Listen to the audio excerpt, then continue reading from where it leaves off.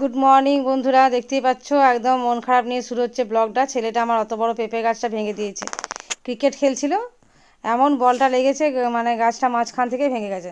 তো সেটা আবার ও চেটাবার চেষ্টা করছে। বাহাদুরের কাজ করেছে না, তাই হাসিটা দেখো একবার কীরকম হাসিটা দিচ্ছে।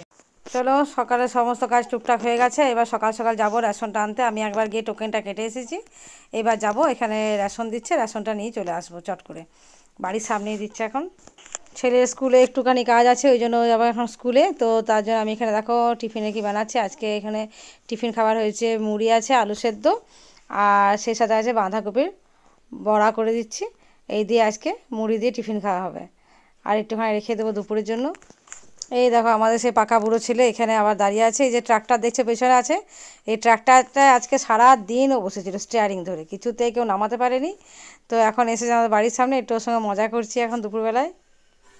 আজ হয়েছে বাঁধাকপির সবজি আলু দিয়ে, এখানে আছে করলা বেগুনের সেপ চচ্চড়ি শুধু, আর কি আর কিছু না।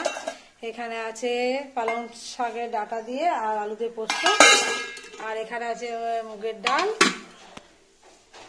আর এখানটা হচ্ছে কি গরম গরম বড়া ভাজা। এটা হচ্ছে বাঁধাকপির পকোড়া। চলো খাওয়া দাওয়া শুরু করি এবার। বিকেলবেলায় আমরা চলে এসেছি হাঁটতে, যেমনটা রেগুলার যাই। তো হাঁটতে এসে একটা খবর পেলাম আর কি, সেটা তোমার সাথে অবশ্যই শেয়ার করব। সামনেই নাকি আমাদের যে আগের মোড়টা আছে, ওই মোড়ের মাথায় যেটা ছোট্ট মতো জঙ্গল আছে, ওখানে নাকি সায়ন্তিকা ব্যানার্জির একটা শুটিং চলছে, সিনেমা শুটিং বা কিছু একটা হবে। তো আমরা ভাবলাম যেন হাঁটতে বেরিয়েছি, চট করে গিয়ে একটু দেখে আসি। পৌঁছে গেছি আমরা শুটিং স্পটে। তো যেখানে আমাদের হাট হয় প্রত্যেক শনিবার, তার পাশটিতেই হচ্ছে এই শুটিং। তো শুটিংয়ে যে কী হচ্ছে আমি কিছু বুঝতেও পারছি না, মোটামুটি জাস্ট এইমাত্র ঢুকলাম। তো যাই হোক, মজা তো লাগছে, অনেকটা বেশ ভিড়ও জমেছে দেখতেই পাচ্ছ। আর বাড়ি থেকে অনেকগুলো গাড়ি এসেছে। আর যে সায়ন্তিকা ব্যানার্জি, তার তো দেখা পেলাম না, সে এখন রেস্টে চলে গেছে, বাইরে একটু রেস্ট নিতে চলে গেছে লজে। তো যাই হোক, আর এই দেখো শুটিংয়ে সব কিছু সরঞ্জাম, ছোটো থেকে আমরা অনেক শুটিং দেখেছি অবশ্যই, তবুও মনে হলো যেন হাতের কাছে যখন হচ্ছে তখন একটু দেখিয়েই নিই। এই হচ্ছে মিতালি, আমাদের খুব কাছের বন্ধু আর বোন দুটোই বলতে পারো। তো যাই হোক, এখানে এসে ওরও দেখা পেলাম। তো দেখতেই পাচ্ছ সব লাইট টাইট জ্বেলে নিয়েছে, মানে অন্ধকার তো নেমে এসছে, প্রায় সন্ধে হবার মুখেই একদম। আর বেশিক্ষণ দাঁড়াবো না, অনেকক্ষণ ছিলাম, এবার বাড়ি ফিরবো। এই যে দেখতে পাচ্ছ রাস্তার ধারে একটা ছোট্ট দোকান আছে, টিনের চায়ের দোকান বোধহয়, এর ভেতরেই কিছু একটা শুটিং হচ্ছে। তো আমরা রাস্তার এই পাশটা আছি, আর যেহেতু গাড়ি চলাচল করছে ওই জন্য নিচটা নামিয়ে দিচ্ছে আমাদের সবাইকে। আর হয়তো ওই ঘরটার ভেতরে, টিনের ঘরের ভেতরে একটু শুটিং চলছে, তো কী ব্যাপারে চলছে সেটা তো এখানে দেখে বোঝা সম্ভব নয়।